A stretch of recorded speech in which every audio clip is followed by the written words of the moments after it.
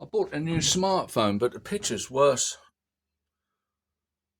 It's like it's slightly underwater. It's like misty. Anyway, I've got this measuring backboard much closer, about an inch away from the... So we've reduced the parallax error.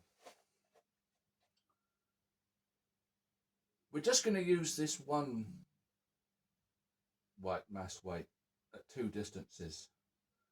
And we're going to balance it as near as I can. It's very difficult to get it perfect.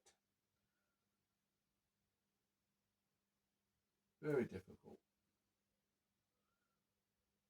But good enough. We're going to balance it here at the half distance and then with half the mass at twice distance.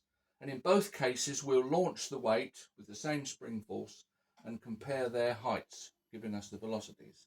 According to you, Gary, because the momentum should be conserved so that they should both reach the same height, because it doesn't matter whether you balance it with the one mass at half distance or the half mass at two distance. Doesn't matter, you say. Well, I'm going to show that it does matter, because of the moment of inertia and rotational kinetic energy and all those other things you don't like. Right. Watch where it goes.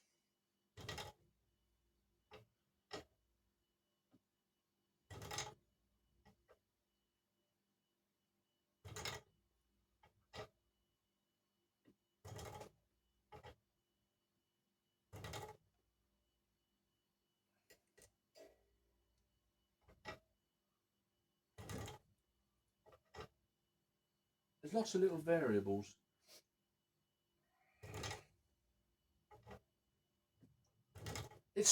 It's nearly getting up to this line, isn't it?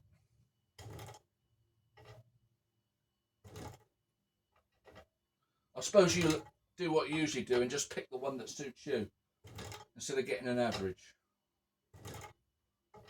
But the viewers can see the truth. Well, the honest ones. It's nearly getting up to this line. According to you, when I move the balance weights, it should make no difference.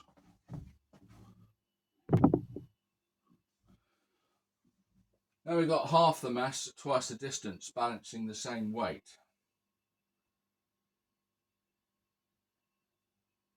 Near enough. So it shouldn't make any difference.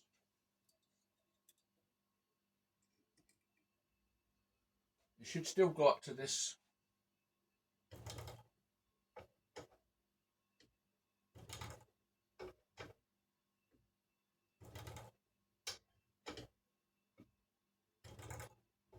All right, so we can see immediately the difference, can't we? It's going up to this line.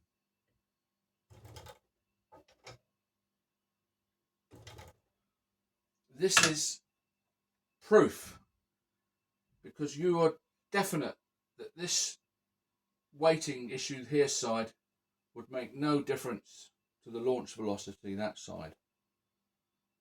Well, it does. It's just proof of the 1.4 rotational kinetic energy. Read a book. Oh, you don't read, do you? Nobody's making up these theories of mass moment of inertia or rotational kinetic energy. You've only got to do a Google search and you come up with that. Videos on it. But this is what you've got to learn if you want to understand how physics of nature works. You can't go inventing your own theory 2,000 years later, expect to overthrow the mass weight of everything that's gone before. It's ridiculous.